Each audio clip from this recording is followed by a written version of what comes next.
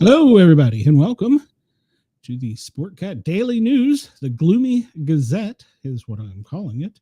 Hope everybody's having a great day. Ladies and gentlemen, from coast to coast and around the world, you're listening to the Sportcat Show. That's right. You've got the one, the only Sportcat. I'm here for the next hour-ish to go over news, headlines, things of topic.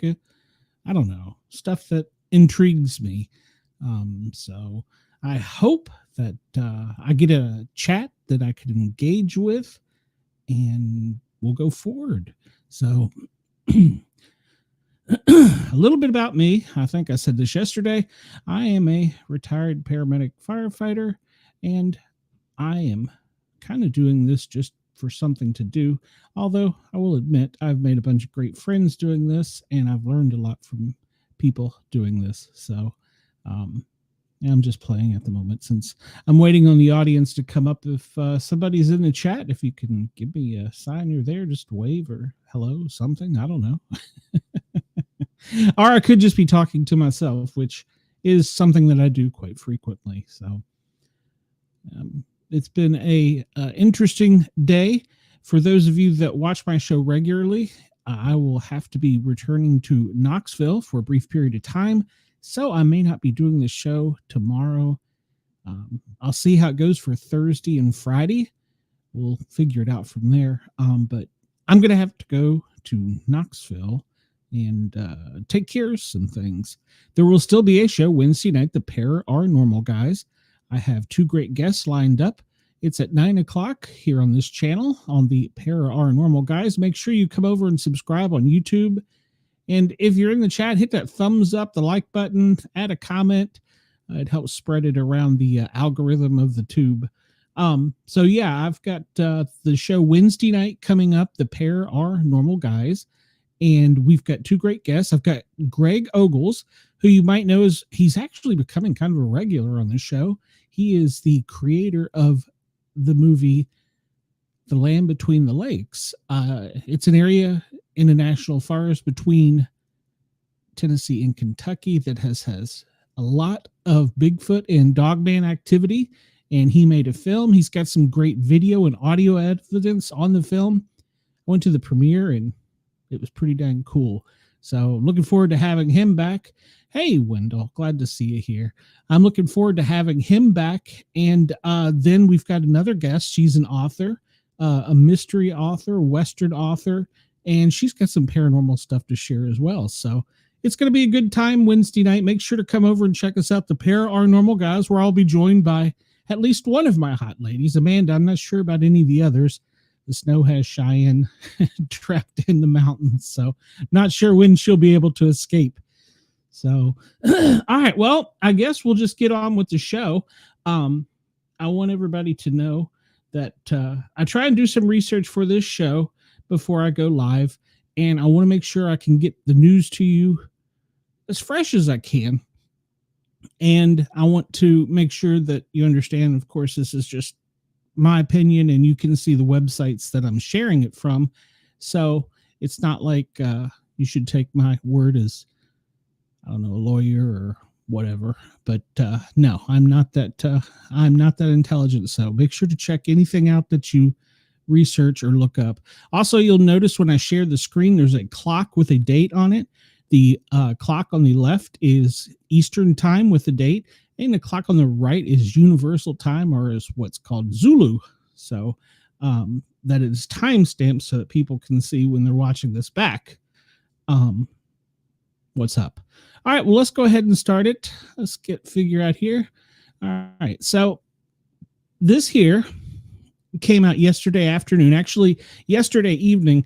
And I don't want to be a conspiracy theorist. There's too many of these shows on the internet where people talk about it's the end of the world, World War III, we're all going to die, whatever. Okay. We have to live our lives every day. We can't control what goes on with exterior factors. So take that into consideration whenever you get the information. Wendell's asking, is the lady Neona Flynn? No. Hold on, Wendell, I'll tell you your name exactly. because I can't remember off the top of my head. Let's pull it up in my calendar here, because if I didn't have this, I would be lost. No, her name is Ann Charles. She's a USA Today, it's easy for me to say, best-selling author, and she's got award-winning books published: humor, mystery, suspense, romance, and supernatural. So that's what she has. So that, hope that answers your question, Wendell. She is tomorrow night at 10 o'clock, the guest. Okay, so let's get back to this. This is a public service announcement. They listed an alert, and I assume all these numbers up here at top. It's a public service announcement stated 1/13 of 25. I'm sure the I is interagency. I think. I don't know what the I is for. But they put this out, and they say the threat of copycat attacks after the ISIS-inspired vehicle attack in New Orleans. All right, so this is a summary from the Federal Bureau of Investigation. You see their logo up top. And the Department of Homeland Security, you see their logo up at top, are issuing the public service announcement to highlight a potential public safety threat from violent extremists in response to the New Year's Day attack in New Orleans, Louisiana. As with any potential threats in the United States, we will coordinate with our state and local law enforcement partners to ensure they have the resources and information to keep our community safe. Okay, that's pretty straightforward. As far as the threat, the FBI and DHS are concerned about possible copycat or retaliatory attacks due to the persistent appeal of vehicle ramming as a tactic for aspiring violent extremist attackers. Previous attacks inspired by foreign terrorists, hereafter known as FTO, who have conducted vehicle attacks in the United States and abroad, have used rented, stolen, or personally owned vehicles. That pretty much sums up every vehicle, which are easy to acquire. Some have additional weapons, such as firearms and knives. Pay attention to the knives part in that. To attack individuals after the vehicle is stopped. Additionally, attackers may attempt to conceal in pre-possession IEDs, improvised explosive devices, to supplement a vehicle attack. Targets have included pedestrians, law enforcement, military members, crowded public venues, including festivals, commercial centers, which generally accelerate from roadways. We ask that the public remain vigilant regarding the possible copycat or retaliatory attack and report any suspicious behavior to law enforcement. The FBI and DHS encourage the public to promptly report information concerning, you would think I would learn to talk, suspicious activity to the tips line or call 911. Then it goes on how to mitigate potential threats and how to report them. And they list law enforcement officers, first responders, faith leaders, community leaders. And I'm assuming when they talk about funding opportunities, they're talking about people that collect money for whatever. Apparently they're a threat too. This is an unclassified bulletin that they released to the media. Now, I'm not going to be a conspiracy theorist, but I am for a moment. You'll notice up here it has FBI's logo. Let's see if I can make this bigger. It's got the FBI logo, and then it's got the U.S. Department of Homeland Security, and this agency, which I'd never heard of, IC3. And so I had to do a little research. IC3, they compartmentalize everything in the government. And IC3 is actually under the FBI. Their internet crime, I'll give you the whole title in a second, but they're basically internet crime. So I thought it was interesting that they released this, and I'll show you why. Because if you notice up top here, you don't see anything that says official public announcement. Now, am I just being conspiracy theorist? Let's look into this a bit. So hold on a second. Let's bring up the next screen. All right. So the Internet Crime Complaint Center, IC3, is who basically put the alert out. And if you notice up here, hold on, let's see if I can zoom into that. This is an official website of the United States government. Here's how you know. And you click on that, and that tells you if it's .gov, it's secure, blah, blah, blah. Now, remember, that wasn't on the other one. Why? So the IC3 is basically the Internet Crime Complaint Center for the FBI. And so the IC3, the subcompartmentalization of the FBI, if I'm making sense to you still, is who released this bulletin. This is an official government website. And when you click here, you get to go to the headlines here, and you can scroll down and you can find their IC3 alerts. But you notice, once again, that's not up there. So maybe I'm just being conspiratorial. So I digress a bit. Let's see here. I gotta learn how the hot buttons are on the computer. So we've seen what the IC3 is. The IC3 is the Internet Crime Complaint Center, which is an official website or a division of the FBI. All right, so let's hop over here to the FBI real quick. So here's the FBI. Here's their latest press releases. Once again, notice official website of the United States government. Let's scroll down through here. Justice Department and FBI conduct international operation to delete malware used by China hackers. Cool. These are all dated today, 1/14. FBI releases violence against American Indians, Alaska Native females, 21-23 special report. And they've released a investigative update on the Bourbon Street attack, which is really good. Maybe we should take a look at deep dive on that. Then they go back to multiple foreign nationals accused of distributing large amounts of narcotics in Utah. Auburn man sentenced to 35 months for cocaine-based trafficking. R.J.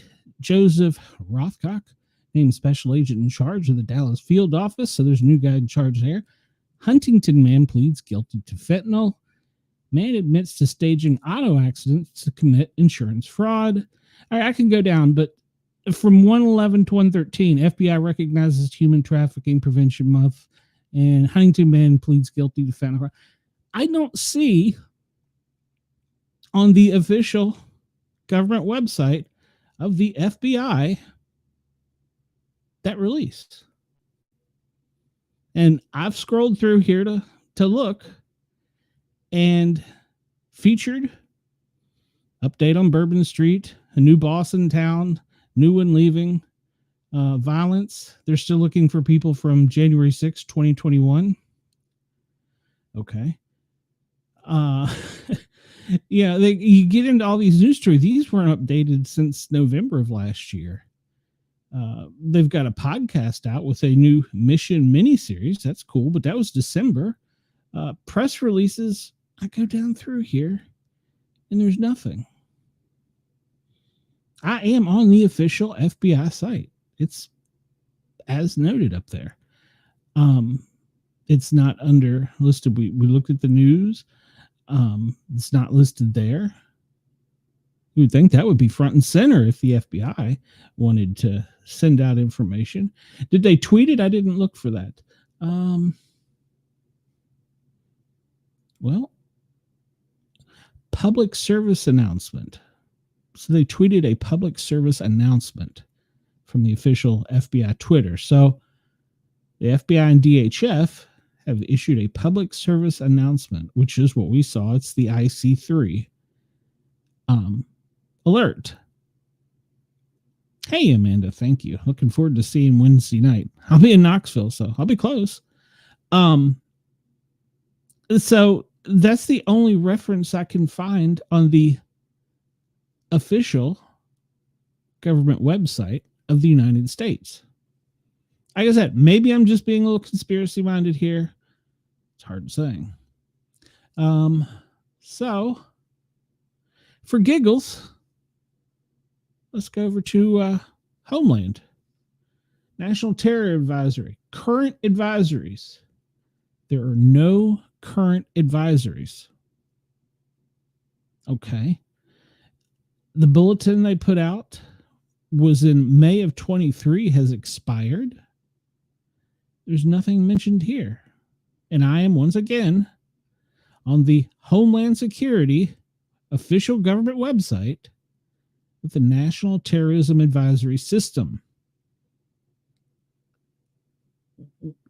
If DHS and FBI wanted this out and they subcompartmentalized it to the IC3, which has an official government website, why does the Public Service Announcement Bulletin not have an official government website listed up top? Now, this is being reported in all media, ABC, NBC, CBS, CNN, Fox, MS, everybody is reporting it because it was released by the feds. But yet, on the FBI and the Homeland, we're at no current advisories on either, but we have a public service announcement that doesn't show the official government website. And other podcasts, I won't name them, but basically they're the ones that tell you the world's going to end tomorrow. We're going to be in World War III. China's going to invade Taiwan, and then they're going to attack us before they go into Taiwan, blah, blah, blah. We don't know any of that to be true. But yet we have a public service announcement coming out to the media from a non-official government site. So that's, to me, very confusing. And I'm sure will have gotten the attention with some of my search engines of the feds. Maybe one of you would like to email me, sportcat@protonmail.com, and enlighten me. If a fan or a viewer knows the answer to this, let me know. I just find it surprising that there are no advisories on Homeland or FBI. You'd think one of the two would have it, right? On the official website, there's nothing there. Doesn't exist. I'm not trying to be a conspiracy theorist. I was trying to get my favorite conspiracy nut in here, but apparently she's still asleep. So I don't know. I don't know what that means. It may mean nothing. It may just be an official. Oops. Well, what button did I push? I don't know what button I pushed, but it went away. All right. So yesterday when we were leaving the show, I don't know if you recall, we talked about there was a possible tsunami alert for the West Coast. That's just what they need, don't they? A tsunami, an earthquake. Good Lord, they've got enough problems out there. So what had happened was there was an earthquake. Let's see if I can find it here. No, that's in Russia. I think it's down here. A 5.5 in Japan that caused the alert. I thought it was China. Well, at any rate, so it would occur on the other side of the Pacific Ocean, and it caused a possible tsunami alert for us. So that was what that was. This is on the USGS official website. You can go look and see the most recent earthquakes. The most recent one was in Hawaii and in Japan. California did have one earlier today, appears 2.9 in Klamath, which I believe is Northern California. So Southern California so far has only had I'll say a small one of 2.7. I looked it up and the shake pattern wasn't very large on it. And if you go to the website, you can look at their shake pattern. It'll show you the area that people felt it in. So here's all the earthquakes worldwide. These are the Hawaiian ones. And of course, these are up in our top state up there, not part of the lower 48 in Alaska. They're always having some activities up there. That says it was just updated. A central mid-Atlantic ridge. So what was that one? A 5.7. Now I wonder if that would issue a tsunami alert. Central mid-Atlantic ridge. Interesting. Okay. So it would probably affect more like down in South America and down there. Does it have any in Georgia? Great question. No. The USGS is not reporting any in the South except for one here on the Texas border, which, let me bring it up. It was in New Mexico. So that was the most recent one. And this lists the past couple days earthquakes when you go to the website. It's USGS if you want to fact check me and look it up. All right, let's go to another screen here. All right, so every day I told you I wanted to do the daily briefing. So we're going to do the FEMA daily operations briefing. If you weren't here yesterday, basically this is part of the documentation that the president receives daily. This is the declassified part because they don't give me the good stuff. So I try. Trust me, I try. Wendell says Lithonia has several a year. I'm very aware of that. The lake that I live on was formed by an earthquake. So I'm very, very aware of that.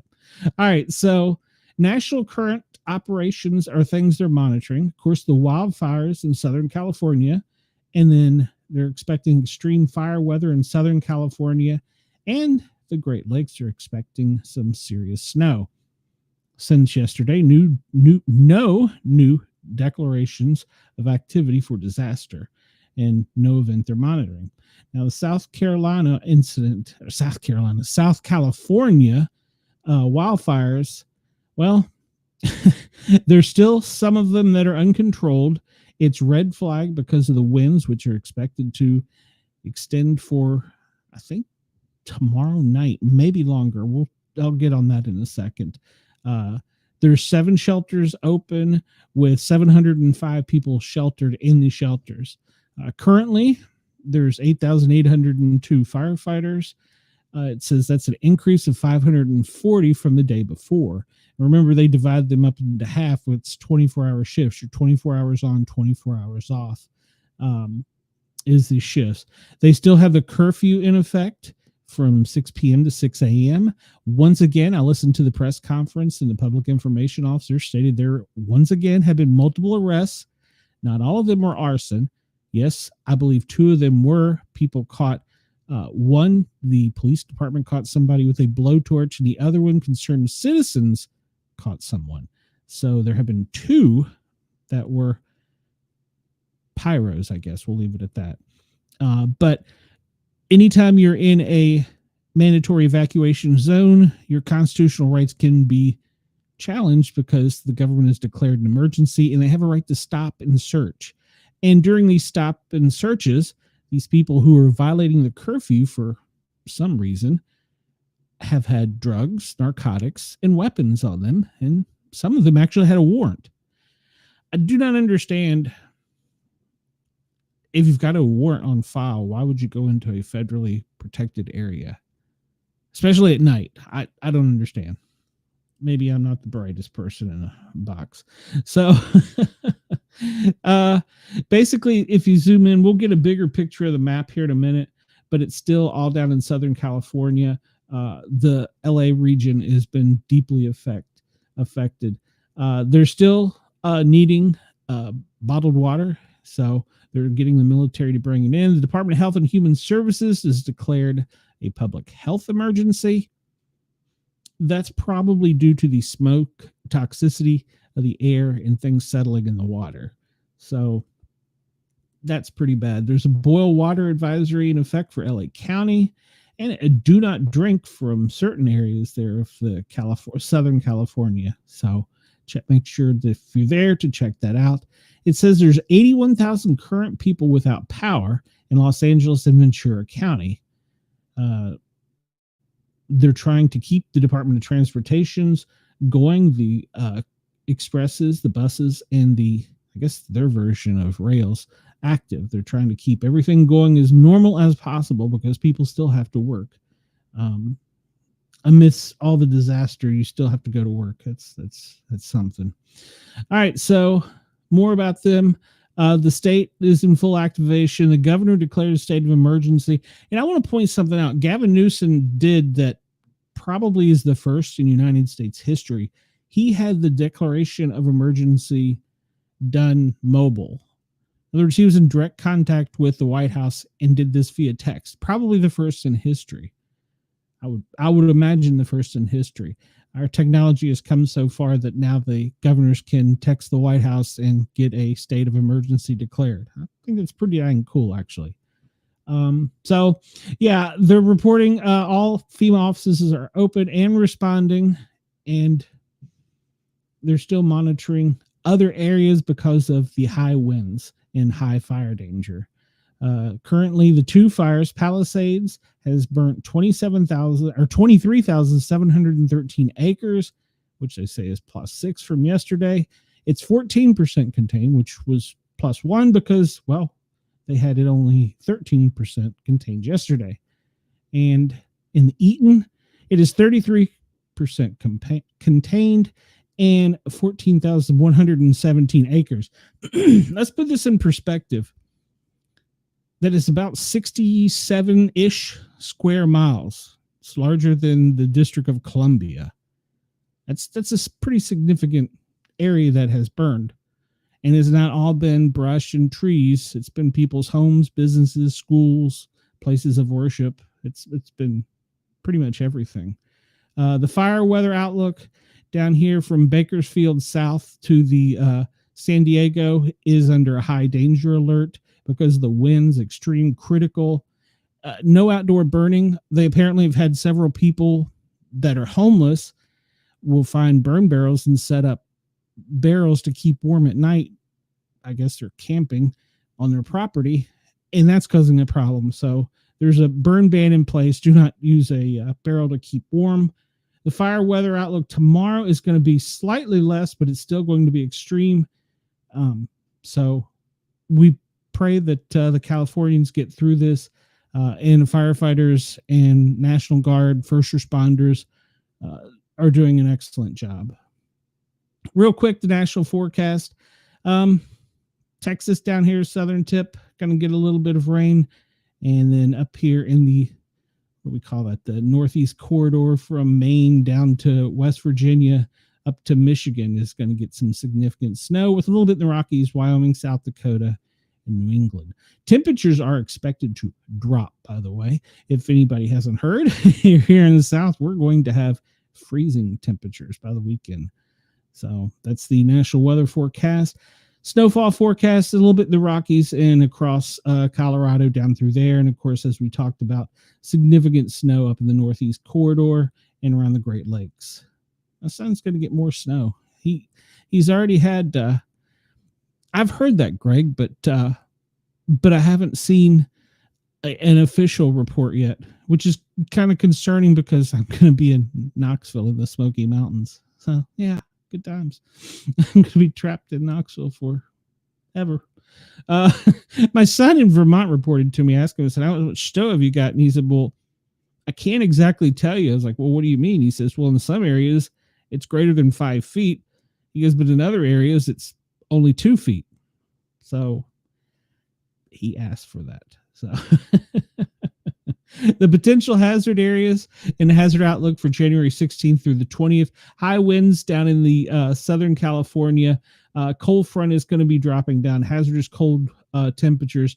Us in the South, we're not used to the cold, so they're gonna, yeah, exactly, Greg. Yeah, good times. Yeah, Knoxville's right in the valley. Knoxville is going to get dumped on. So yeah, and we're not used to in the far South getting such extreme temperatures. All right, as yesterday we showed you their common operating picture. FEMA has 31 joint field offices plus 3 virtual. They manage 111 major emergencies and 10 emergency declarations. They're on 16 housing missions, and then they're on 26 other missions as well. So we talked about they have more than one mission as far as just bringing people in. They have to assemble teams from other states and bring them in. And when you talk about, we'll talk about a critical incident here soon.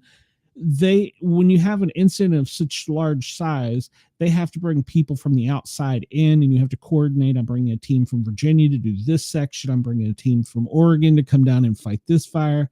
It gets a little bit complicated. So we see California is pretty much a state of emergency. In the Carolinas, yes, they are still working on roads and infrastructure so they can get in there and get housing. It's unfortunate that we can't help more because of the cold temperatures coming into the deep South.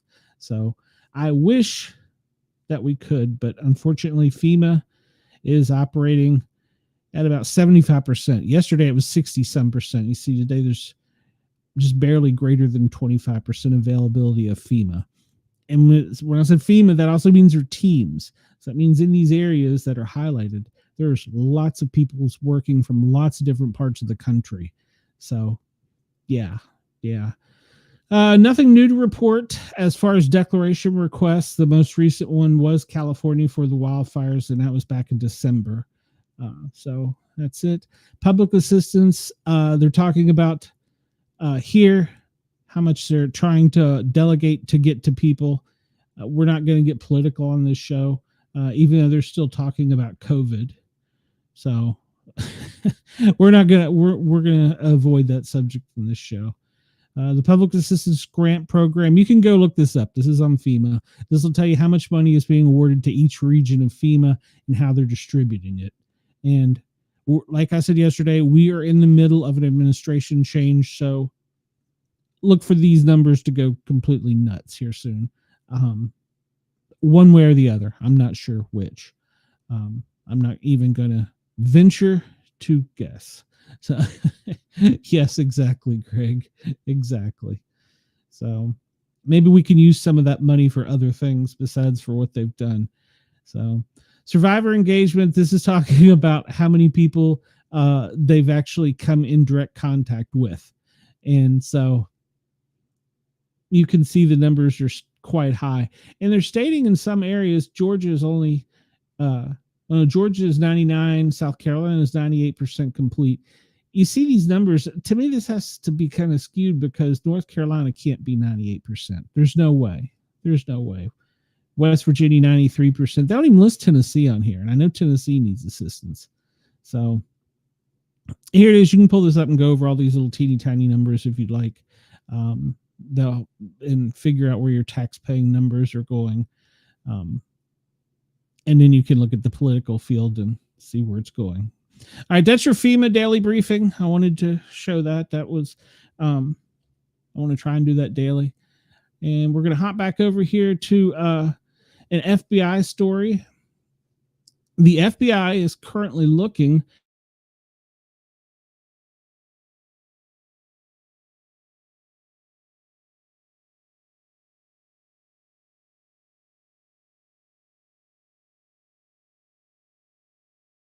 in the pilot's observation. You can see there's damage to the wing.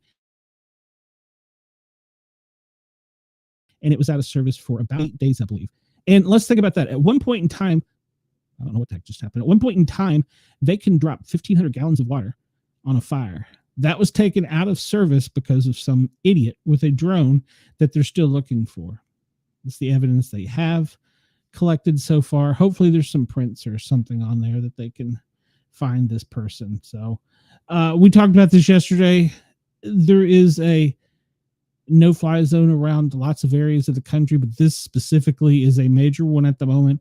If you want to go out and get your little TikTok video and your little 1 minute of fame, be prepared to be arrested. So, and as well you should. We'll keep going with the fire. Man, you know, even as a firefighter, I hate having to report on fires every day. The incident management situation for today was dated 14th of January at 7:30 Mountain Time. They're talking about, this is, when we look at this, is brush fires. So initial attack activity, they had light 35 fires, no new large fires, 0 large fires contained, and there's still 4 uncontained large fires.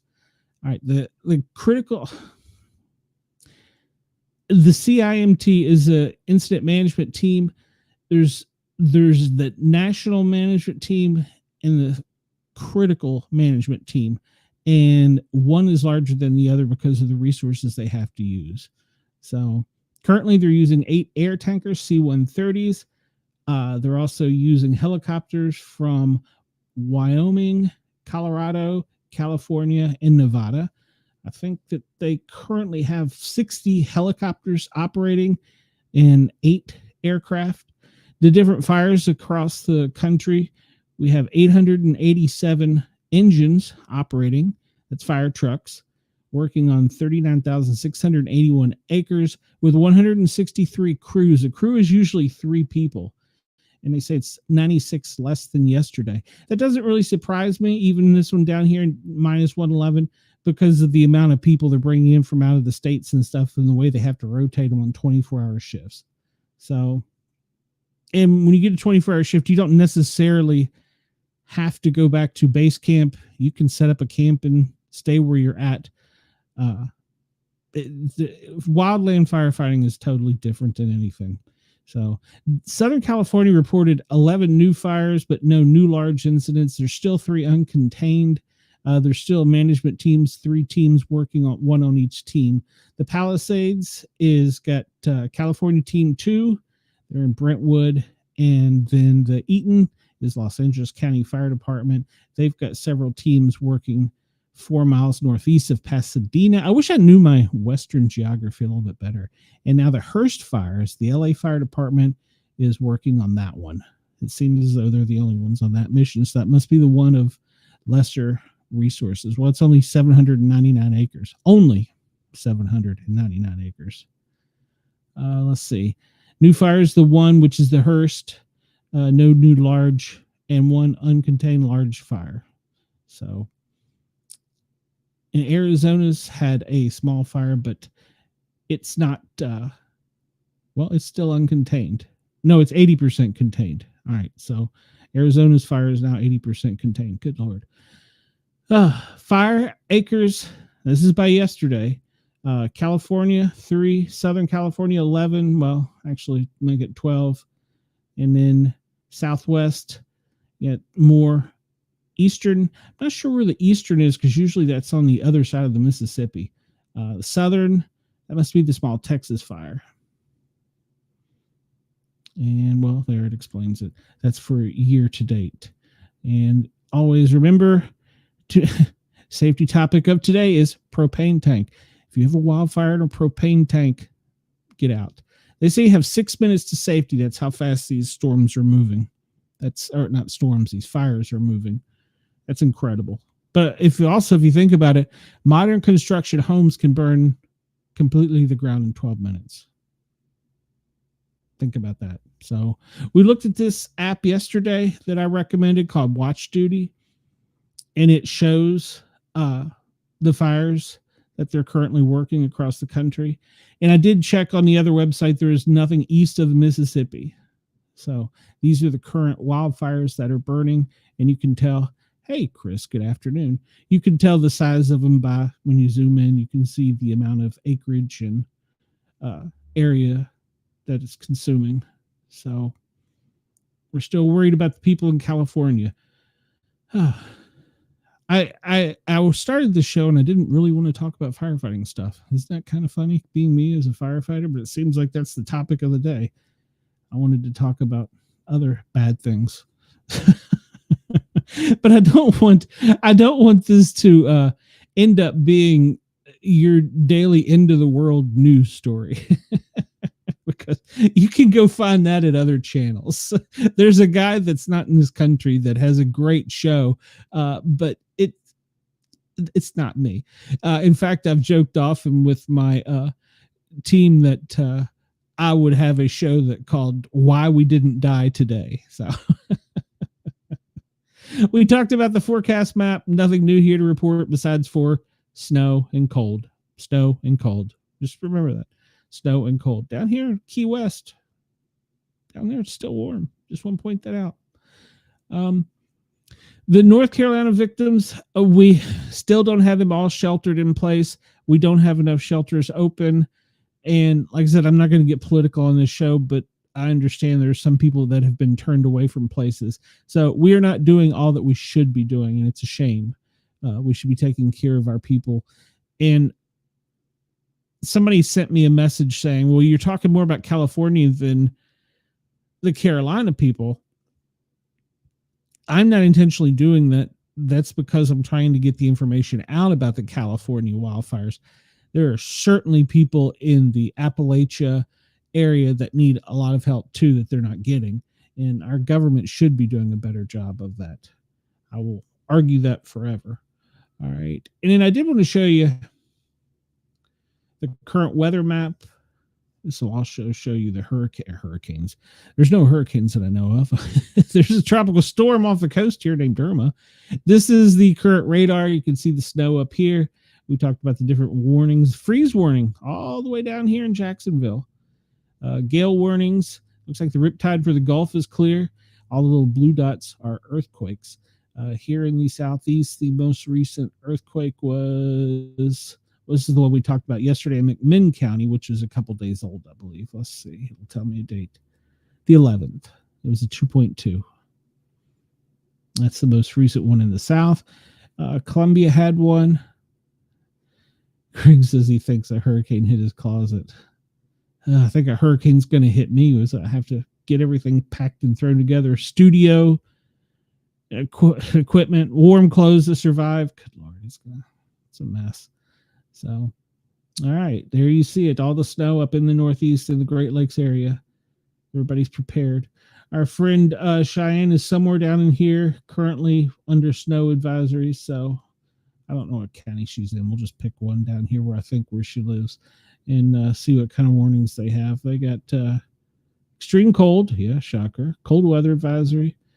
And I don't see anything but snow. Okay, well, they're going to have some.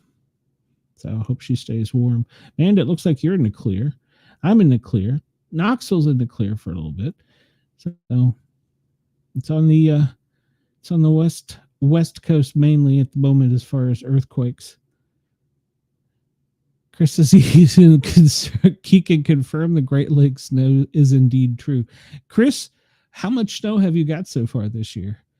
Because yes, it looks as though up there they're still getting some.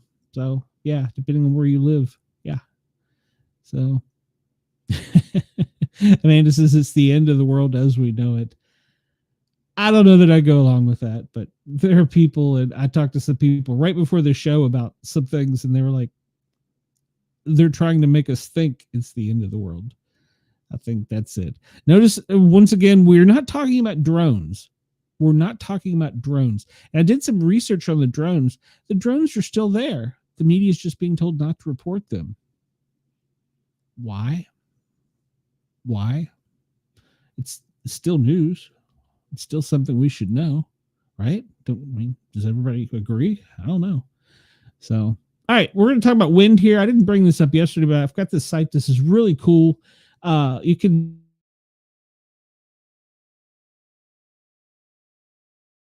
just Google it or use whatever search engine. Lake effect snow as bad as swamp effect gas. This site is really cool because it gives you up to the minute, up to the second winds. The highlighted areas are different layers of air, basically turbulence. And if you note, there's usually always some turbulence over the mountains. That's pretty typical.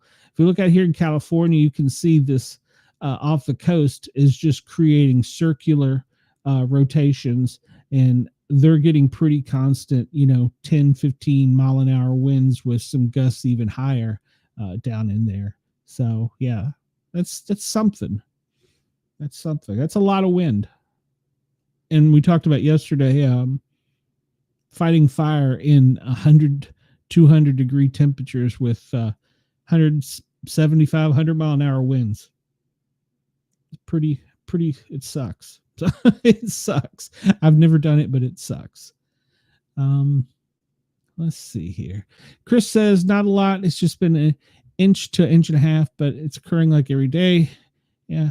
And Chris, correct me if I'm wrong. I don't know what your area is, but some areas you have to plow it or brush it or whatever you do. See, this is my southernism showing. I haven't dealt with snow in so long.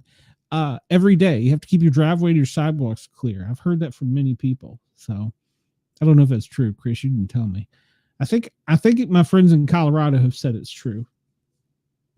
And you can see how the wind is affected through the mountains as it goes, and it changes the direction. And then you can also see the downward flow of this nice blue cold air. If we zoom out, well, it's a little too zoomed, but if we zoom out, we're going to start seeing all this cold air coming down into the south. It's already almost here. Boy, that wasn't English, was it? Already almost. Good Lord, I've been in the south too long. All right. We're going to move on to the disaster. Well, no, we're not. We're not going to go to disaster alerts because for some reason I just closed the window.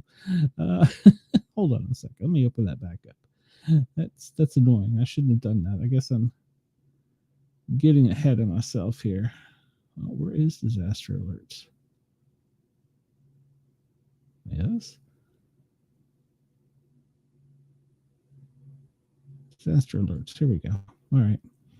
It's pretty much the same thing that we've talked about already. Well, maybe I didn't show it because it wasn't there. Here we go. Let's see. Disaster alerts.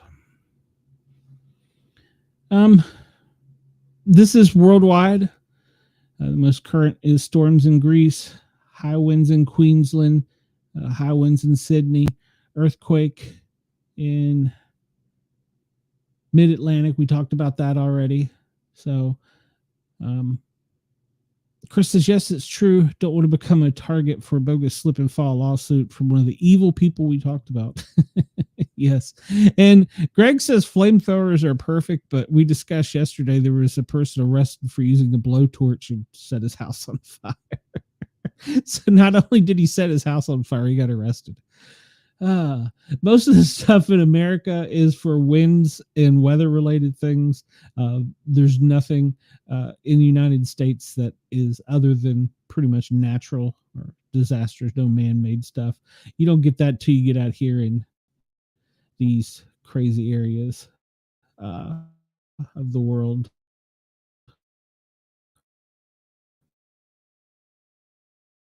That's where you get well, in Lebanon, the other crazy biological stuff to get most of the world. So this is last updated at 1949, which if you look is 1949. So that's the most recent alerts. And you can also, once again, pull this up. It's just disaster alert. I'm just sharing it with my internet fam and discussing it. And like I said, I hope to one day get enough people in the chat where we can talk about it live and pull ones up that may be close to you. I found this site. This site is really cool with the exception of one thing. It talks to you. So this is the National Weather Service's warnings that come out. This is called Weather Warning. It's a free site. They do accept tips.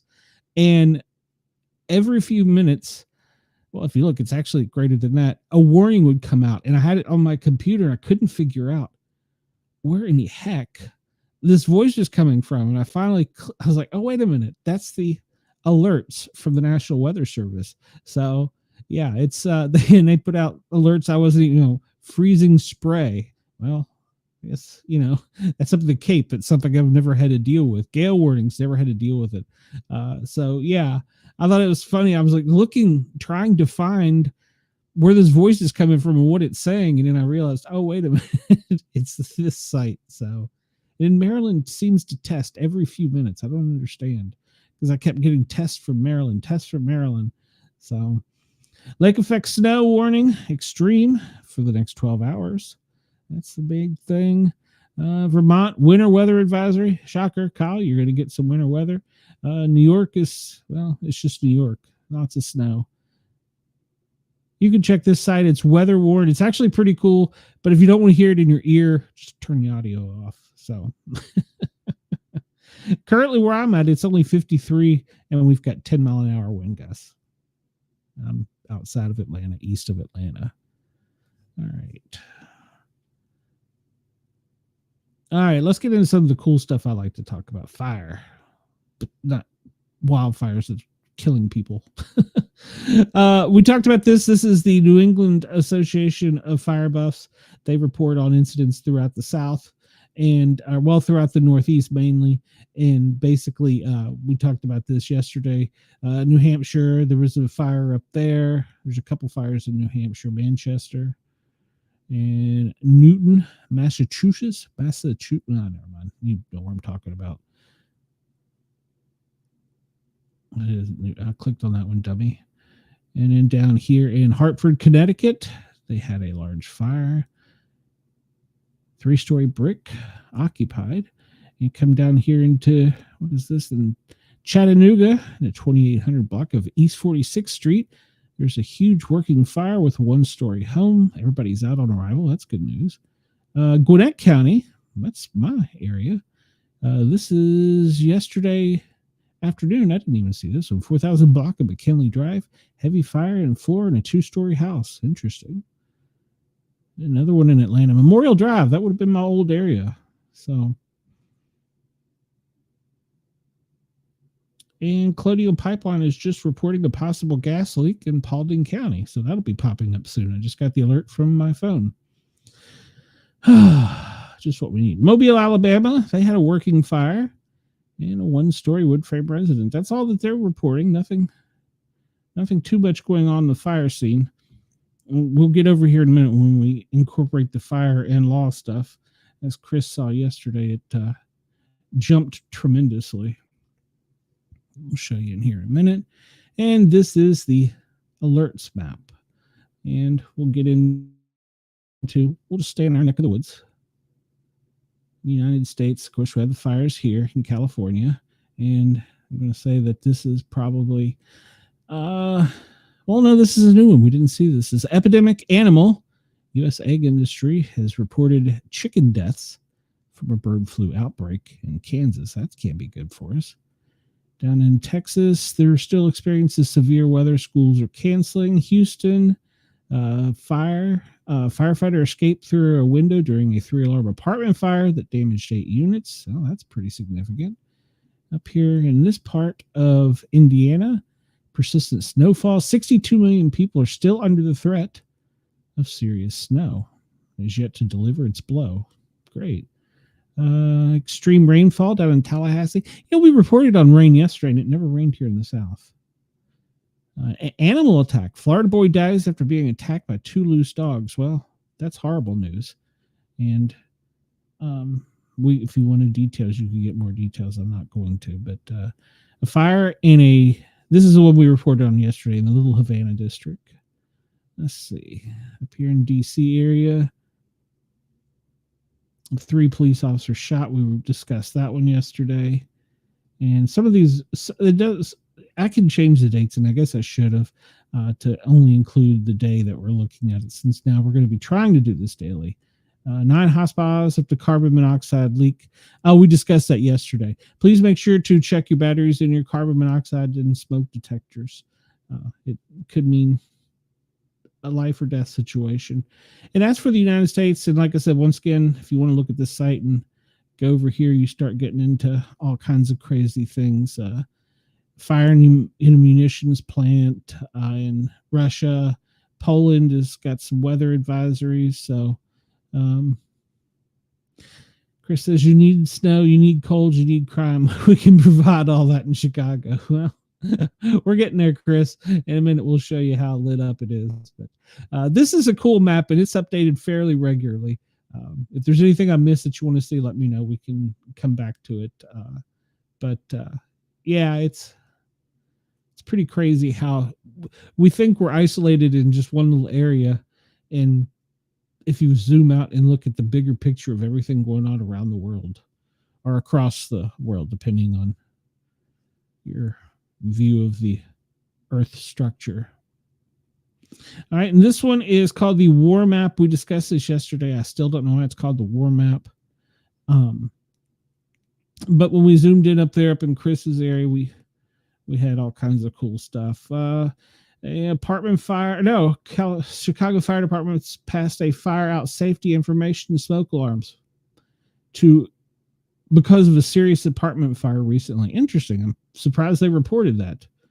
All right, I must be hitting the wrong one because that's saying, all right, 50th Indiana, the 55th Indiana. I don't know what the hell that's talking about.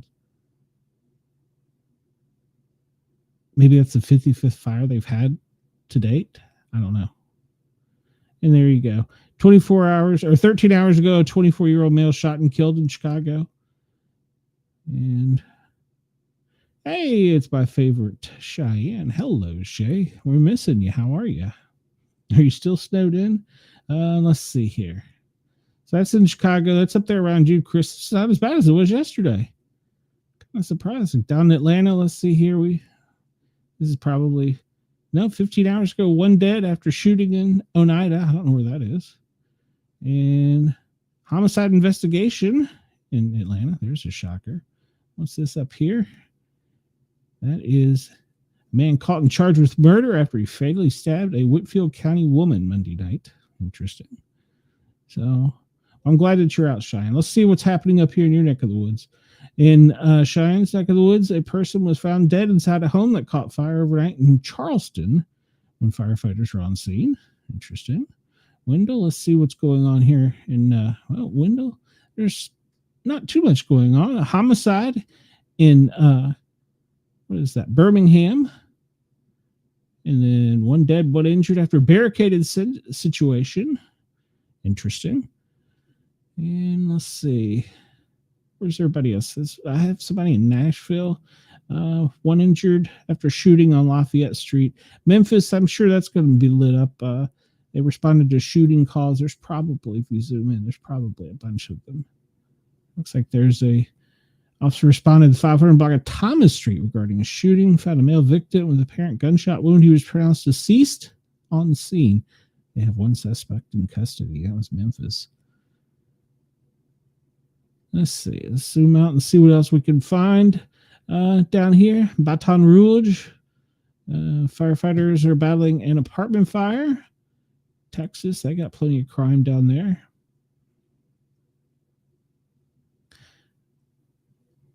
Okay, I don't know how this is being reported out of Houston. An hour ago, Biden administration will move to lift Cuba's state sponsor of terror designation and final. I guess that's just because it's the breaking thing. No, I don't know. I don't know why that popped up in Houston. That's interesting. All right. 4 minutes ago, heavy police presence in Aspen Court. They're investigating a drive-by shooting where a male suffered minor injuries and being valued by EMS. Why are we lifting? Never mind. We're not going to do political on this show. I'm going to try if you were interested in that. I forgot to mention, by the way, we are live on Jurg's Radio. You can go listen there, and Rainbow Radio. Thank you to Ross for allowing us to do that. He does the political stuff. So if you want political stuff, tune into him in the morning. He's got a couple hours for you, and it's good to go. And he is sharp on telling you anything you need to know about politics. Not me. So, all right. So that's the, what are we going to call this? The crime fire map. That's that one for today. How much time? I've already ran into an hour, and I've tried not to. Dang it. All right. I wanted to show this because I find this interesting. People never think about this. This is aircraft currently in the air. This isn't just planes sitting. These are planes that are aloft. And a lot of people don't ever think about that. At any point in time, over your head, there's a small city. I mean, that's a pretty concentrated, we start zooming in here and you can start seeing it's the Northeast Corridor. A lot of people going down south to Florida. There's a lot of traffic moving into Miami. Look at that. That's pretty impressive. You can see how really there are so many planes in the air that people never think about. Yeah, exactly, Cheyenne. People never think about when you zoom out and look at the United States, at any one point in time, you could have a whole city over your head. So, and we can limit this a little bit. We move this to what we call military, and it is amazing. It's pretty amazing. We narrow this down a little bit. This is down military aircraft and aircraft at a certain altitude, higher altitudes. And you can actually see areas that the military is doing things. You can actually track where they're coming and where they're going. Like this one is coming out of Miami. And what is it? That's a little prop plane. So it's probably a dignitary going on some type of mission. All right, get off of them. And you can find, I'll say down here in Houston, Black Hawk. He's probably just training. But you can zoom in and see what your military is doing. It looks like this plane, this is a dignitary plane. It went from Houston to, where did it go? Did it stop down here in Miami, or did it just do? Well, it's made a big loop, which is kind of interesting because that's a dignitary plane. That's not a high flyer. There's a C-17, and you can see it's coming out of northeast, headed south. One thing I like to look at when I look at the military is like these are little training jets, but while they're training, they're doing things. And a lot of times, if you notice their patterns, you'll see them circling out over the ocean. They're looking for submarines. So yeah, this is all the military operation. We can zoom out. And this is not just the military U.S. This is just the U.S. and NATO probably. And you can see they don't always give where they came from and where they're going, which isn't always a bad thing. Like this one, for instance, it won't tell you where he's coming from or going. So yeah, another dignitary plane out from over there. I'm going to guess if that's a dignitary plane coming from that direction, he's probably been to Taiwan. Just a guess. So you can see the air traffic over Europe, and then you get into some areas and you can start seeing troop movement. A lot of these planes here, this is a German plane, is troop movement. And if you start paying attention to the patterns, you'll see that there's a lot of troop movement from the United States into Poland. It's something to think about with upcoming dates. So yeah. And I didn't go over here and see, you can zoom in here and see these are military jets and helicopters working on the wildfires. And you can see how many we talked about yesterday. You know, the firefighters are on the ground. They're doing a great job.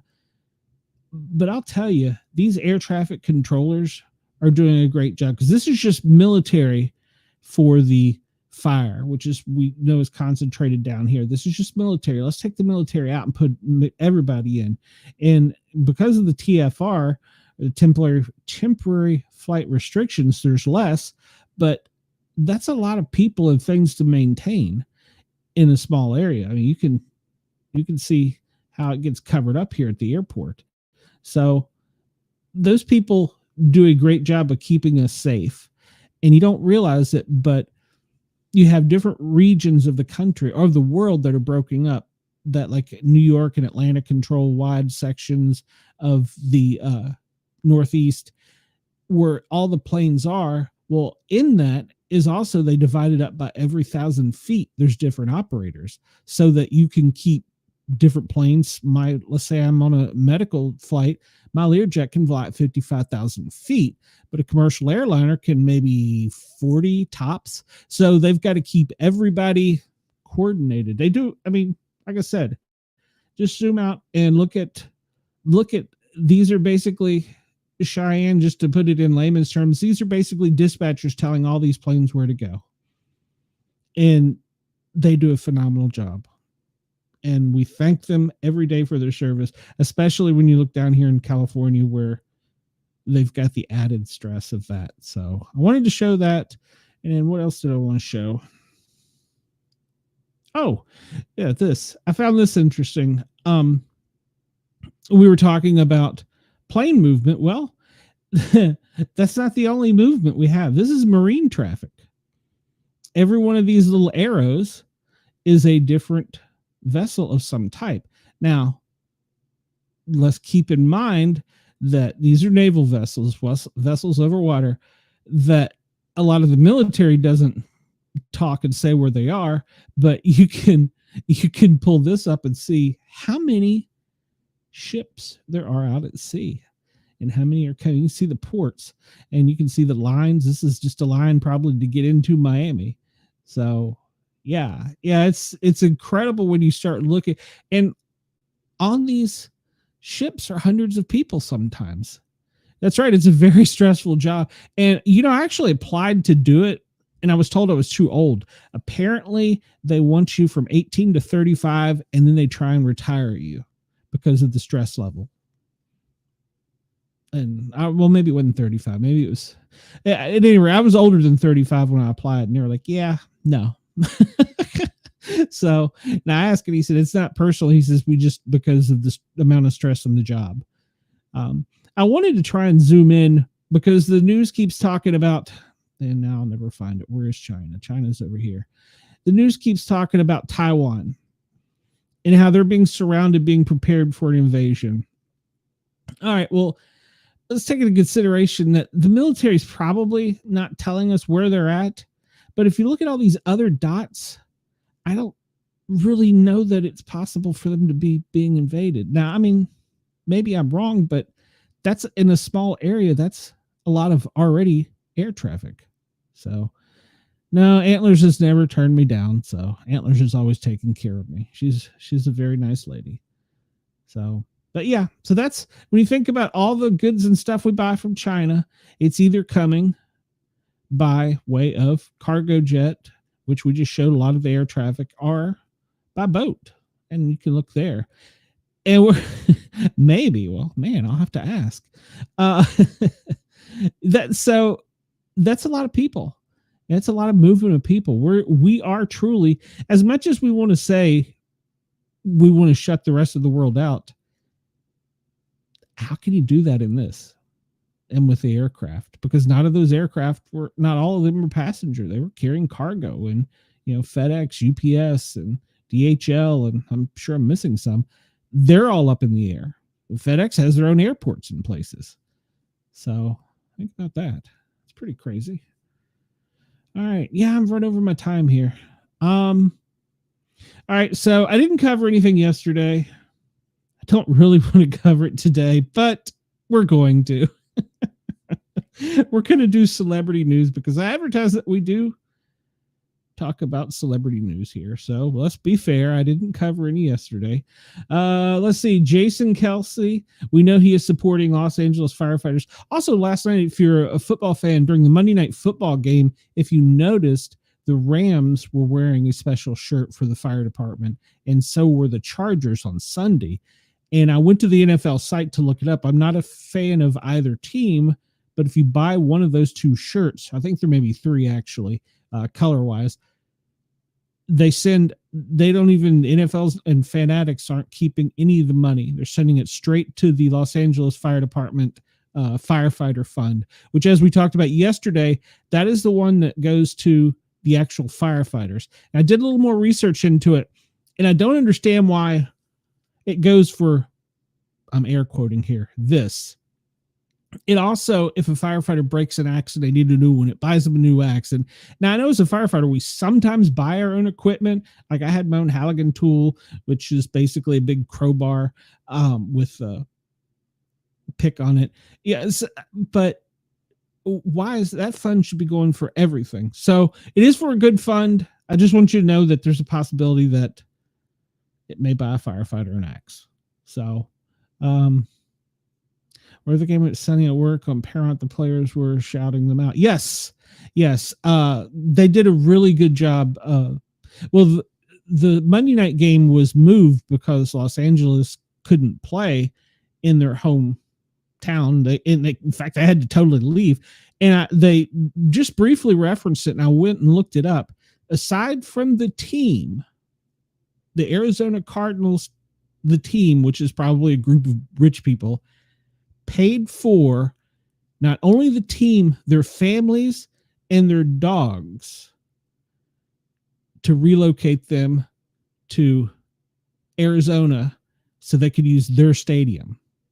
That was pretty nice. That was a nice gesture. So yeah, Jason Kelsey is shouting out to the firefighters. He's done a lot.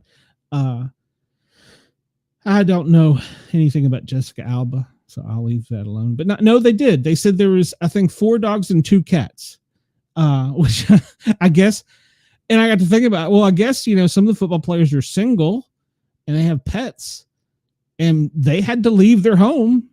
So the Arizona Cardinals paid to bring them and their pets and their family and relocate them temporarily to Arizona. That's pretty dang nice. And since they won, they're now preparing for the next game. They don't have a home stadium, so Arizona is once again going to provide them the stadium to practice and train and utilize so they can fly and play. Who do they play? Oh, they play, I was drawing a blank. The Chiefs, I think. We can look that up in a minute, I think. So, Miss Michelle Obama, we know that she missed the Oh, we're not going to watch a video. No, it's not happening. We know she. I don't want to watch a. No. We're just get away from this. We know she didn't attend the funeral of President Jimmy Carter. She had a scheduling conflict and she remained in Hawaii. There's also, according to her office, some conflicts, and she will miss Obama, Mrs. Obama. Is that correct? Michelle Obama will not be attending Trump's inauguration. The only one that hasn't attended in history while they were alive.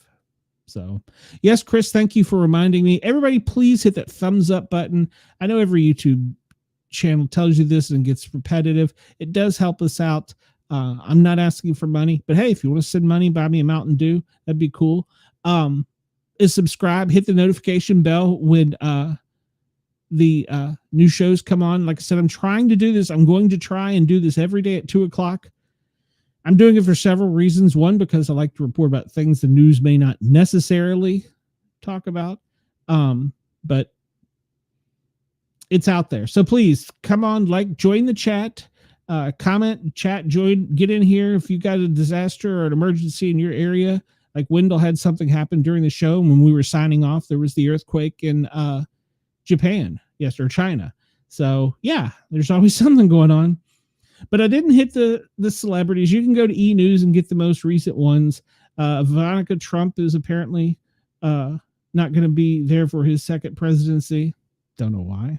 So, and you did remember a name. Yes. The Buccaneers played the Washington Commanders, Cheyenne, and Washington won by a doink. And when I say by a doink, it was in inches when he kicked the field goal. So, yeah. Yeah, who could possibly... Let me get my mouse over here. Chris, you're absolutely correct. Who could have possibly known that a president was going to be inaugurated on January 20th when your husband went through it twice? It's a very good point, Chris. Very good point. Mrs. Bush is going to be there. Everybody's going to be there but Michelle. Yeah, shocker. I'm not getting political. You can't make me. It's just funny. So scrolling through the headlines, the only one, there was a couple that caught my eye. Well, this one's new. Brooke Shields shares why she needs her lotions and potion to fully enjoy her sex life. I'm afraid to click on that. So you can go get the entertainment headlines. There's two that caught my eye. One was Princess Kate announces that her cancer is in remission after visiting hospital patients. That's good news. Let's hope it stays that way. I wish we could find a cure for cancer. So there's your headlines for that. I do have another story I'm going to show you here because, well, Chris and Antlers are both here. They will both enjoy this story. This one comes to us from E! News as well. And we broke a world record. OnlyFans Bonnie Blue, I love to know her real name, says she broke a record having sex with over 1,000 men in 12 hours. I've got the Guinness Book of World Records, and I don't ever recall seeing that listed in my thing. The OnlyFans model revealed that she slept with 1,057 men in 12 hours, breaking the record previously held by an adult film star Lisa Sparks. We need to get her on the show, who slept with 919 men in one day in 2004. Over 1,000 men a day. She said that was thanks to all the barely breathing and husbands. I almost want to see this. She was crying the whole time. Well, that can't be.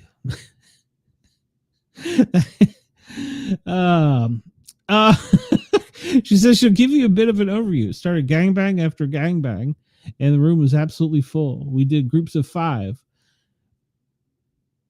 Okay, help me out, Chris. Groups of 5. How's that work, Chris? I need some help with this one. Our Cheyenne. Chris says, "Why wasn't he notified?" He had a few extra minutes. Hey, one person would watch whilst I was with someone else, and it would just be a rotating circle. She spent less than 1 minute per man. So does that give the new term Minute Man? I'm just asking for a friend. So Chris says she was not, or Cheyenne says she was not in good headspace afterwards. Yeah, I read that it bothered her. Well, she looks pretty good in her TikTok video. She says this is what she looks like after having a big day of 1,000 men. Fluids and moisturizers are good for the skin. So I don't, this is a daytime show. We're not going to go into a whole lot of it, but wow. Wow. A minute a man. Wow. So I've got so many questions, so I'm going to have to look. She says that she thinks cheating, because apparently we're married been there, makes it a better partner. It's only a minute. I mean, the wife could hang out in the lobby, right? How does that work? Chris says, I ain't as good as I once was, but I'm as good as I ever was. Yes. She says that she could go and sleep with as many people as she could. She said she would educate people not to do that. Well, that's probably a good idea. All right. So, Denise Richards is on OnlyFans. Interesting. All right. So I'm going to get off of that. But I did not know that was a world record, but she looks pretty good for afterwards. I mean, I don't know if she's worthy of a minute, but I'll just leave it at that. I'll hush. I'll get in trouble in the daytime network. All right. And before my men tune out, we'll just hit it real quick. I know Cheyenne will be rolling her eyes at this. The sports scores from yesterday. The NFL, of course, the Rams won in Arizona as the home team over the Vikings. Their quarterback absolutely collapsed. I have no idea what happened to the quarterback during that game. He just was not having a good day, and it just kept getting worse and worse. So that leads us to the next round of the playoffs, where the Texans play the Chiefs. The Commanders travel to Detroit Saturday night. Cheyenne, if you're planning on having a Misfits, I'll help you set it up, but baby, it's your show, because I'm going to be watching the Commanders beat the Lions. And then Sunday, we have the Rams. They are traveling to Philadelphia. Remember, I said they can't use their home field to practice and do everything, so they're still going to be in Arizona. They're still not going to be home, but they're going to be practicing and doing everything before they fly to Philadelphia. And then we have probably the best game of the day, which is the Ravens in Buffalo Sunday evening in Buffalo. Hopefully it'll be a snow game. Hopefully Philadelphia will be a snow game too. Both of those are outdoor stadiums. Man, I wish the Rams could beat the Eagles. I really want the Rams to beat the Eagles. Is that wrong of me? Is that wrong of me at all? I don't know. Call me bad names. So I'm sorry. I don't want to see them. Let's see. Yesterday, there really wasn't a whole lot of college basketball being played. I don't know who's got favorite teams where. This is today. This is yesterday. There's only two teams on. Rutgers and Maryland won yesterday in college basketball. Looks like, though, today there's quite a few games scheduled. So if you have a specific you want me to shout out, I will. NBA, don't really know a whole lot about the NBA. I'm learning. The Atlanta team sucks. They have a team in Memphis, don't they? I'll have to look that up. I just don't follow basketball. I did when I grew up in Washington, D.C. when we had the Bullets. So Amanda says UK plays tonight. Basketball. Okay. Who are they playing? Let's see here. College basketball. University of Kentucky. Let's see if they're playing Texas A&M. They're both 13-3. Kentucky is ranked 8th. 7:00 on ESPN2. So cool. I'm sure we'll hear Go Cats. Yeah, Go Cats. Let's see. I haven't really followed Tennessee. I knew they had only lost like 2 games. So I haven't really followed it much this season. I've had so much on my plate with other things. So Alabama plays Ole Miss. Let's hope Ole Miss. They're ranked number 4. Why? I don't like Alabama in any sport. Women's college basketball. Tonight at 7, you have a game. I don't think there were any games yesterday. Were there games yesterday? Come on, update. There we go. There was only one. LSU beat Vanderbilt. There's a shocker. And I think that's all for the sports scores. We did NBA, we did women's college basketball. I do understand that there is a professional volleyball league, and it's starting. And yeah, they do have a good team, both men's and women's. That women's coach, she's pretty amazing. They have started a professional volleyball team here in Atlanta. I don't know where the other teams are located. I found that was kind of interesting. I'll follow up on that. And there's something new. I saw it on ESPN last night. I don't know who created this, but apparently it's indoor golf and they play as teams. And they are playing. Oh, what is it tonight? What is the Chris? Help me out here. What is the one of the best golfers in history? He has started this in conjunction with some other people. And it's indoor golf, and it's played a different way. Now, my question is this. I know y'all are going to bitch. I'm a sports fan, but one of my favorite sports is disc golf. And there are disc golf leagues. They compete. There's men's, there's women's. We have some gray area with some people. Tiger Woods. Yes, Tiger Woods. Thank you, Cheyenne. Started the league. We have a little gray area with some people in between the men's and women's league. I'll leave it at that. Why are they not televised? We have an indoor golf. I don't understand. Why can't my disc golf be played? So Chris says, Antlers, he is impressed. Chris, I appreciate you for helping me out. You and Cheyenne and Amanda are always very helpful. So I think I've covered everything that I wanted to cover today, and I've ran on and talked. I don't even know if I want to touch this comment. Amanda says she plays pickleball. All right, then. Another sport I don't understand. It's like ping pong on a tennis court, isn't it? I don't know. Or something else. I've covered everything I wanted to cover. I've went over by about 24 minutes. So I don't really want to go on for much longer. I think somebody's out there. Hey, how you doing? Cheyenne says she doesn't like sports. Doesn't mean she doesn't know the stuff. So she's playing coy is what she's doing.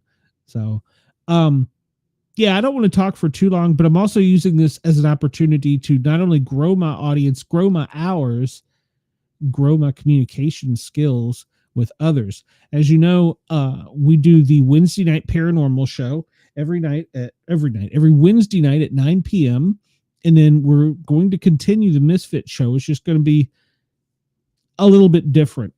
And we'll discuss that after, well, let's see. I may be free to contractually talk about it. Oh, okay.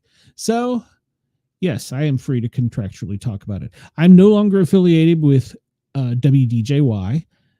So we are going to be non-FM. Our normal guys will still be FM on WRFN in Nashville. So we will still have radio-friendly shows, 2 hours in Nashville every Friday night, which is good times. We appreciate WRFN. Of course, Ross at Yerg's Radio, he helps us out a lot too. You can go listen to us. He plays our replays on yergsradio.com. Cheyenne, I'll highlight your comment, but I will not say it. So this is not only getting our hours up, we're getting our thumbs up, our stuff out in the algorithm, and it's helping us out. And it's also educating me on how to share screens, do things differently. And a lot of my loyal fans, as you see, Chris and Greg, Amanda, Cheyenne, a lot of regulars, Wendell, we're all here in the chat helping me. So it's kind of, I'm using it as not only educational tool for myself, educate people on things they don't see on the news, but as a way to kind of learn how to multitask and communicate better. So I appreciate everybody for bearing with me. I told Cheyenne a long time ago when we were dealing with the Misfits that I didn't think I could do 2 hours on my own. I'm struggling to do an hour and a half with basically PowerPoint. So I'm trying. So I don't think I have any other questions or messages. So I think we'll get out of here. Let me go over here. Let's see. There's nothing new. So I don't have any new messages or unread emails. If you want to get in touch with me, you can email me. Of course, we have the paranormal guys with a Z at gmail.com. And thank you, Cheyenne. And we have my personal email, which is sportcat at protonmail.com. You can email me there. You're going to, hopefully, once I get back from Knoxville, I'm going to try and do this on one computer where I do not have two screens. I may go have to buy another one because I'll go crazy. On the laptop in Knoxville. I'm not exactly 100% sure how long I'm going to be up there. So bear with me. I want to get this back to a daily news show starting every day at 2 o'clock, 1400 Eastern.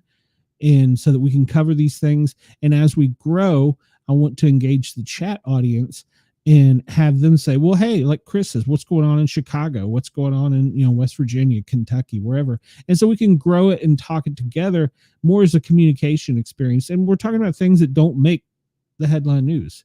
You don't see all this stuff. Yes, we do love you, Chris. Chris, we do really appreciate you. You help spread the word. Wendell, you do too. Thanks for tuning in. Hopefully you learned something. It was educational. And maybe I'm just being conspiratorial, but I still don't understand why the official government notice wasn't on the public service announcement, even though we have no advisories. I even looked up HepCon. HepCon is contagious diseases. Let's talk about, if you wanted to say COVID, we're at alpha, green. There's nothing in the world right now that we're not even on HepCon. So I don't understand how we get a public service announcement and there's no other agency acknowledging it. I don't get it. So don't get it. Maybe I'm just going down the rabbit hole. Everybody, I appreciate your love and support. After the show, I will finish up in the comments. If you want to buy me a Mountain Dew, it'd be greatly appreciated. My mouth is kind of dry, so I will see you soon. I will try and do this on Thursday. I will see you definitely Wednesday night from Knoxville. I will try and do this Thursday. I won't do it tomorrow as I'm traveling, and then we'll see how the rest of the week goes. Thank you, Ross, at Yerg's Radio and Rainbow Radio for allowing me to use your social network to run my mouth for almost 2 hours. Thank you to my fans, and anybody that ever wants to come on, we would welcome you. And please remember, as Chris says, hit the thumbs up button, like, follow, share, and subscribe. This will be available on Spotify later this afternoon. Everybody have a great day, and I will see you soon. I got to find the song to get me out of here. See, I'm still learning to do this stuff, Cheyenne. Everybody have a great day. Hopefully I will see you. Well, I will see you Wednesday night, and hopefully I'll see you back here at 2 o'clock Thursday.